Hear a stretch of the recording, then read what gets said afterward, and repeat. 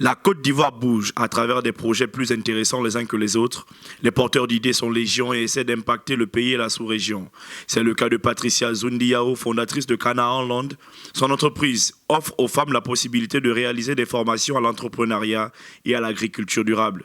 Elle fournit des outils, des intrants adaptés ainsi qu'un accès sécurisé à un terrain cultivable et au marché ivoirien.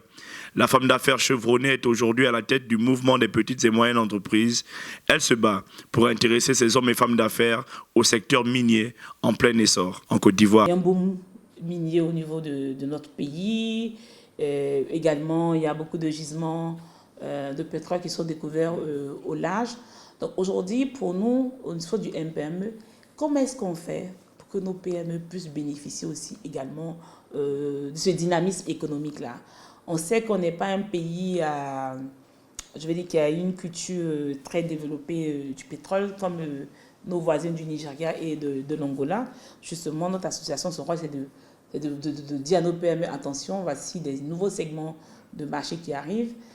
Donc, pensez à vous diversifier dans ces domaines, pensez à renforcer vos capacités. La responsable du mouvement des petites et moyennes entreprises est dans l'action. Elle entend organiser formations et rencontres pour que les entrepreneurs affiliés à l'organisation s'en sortent toujours mieux.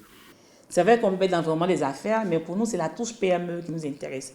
Donc la touche PME, pour nous, devrait être transversale. Lorsqu'on parle de fiscalité, qu'est-ce qu'on fait pour créer un environnement favorable pour les PME?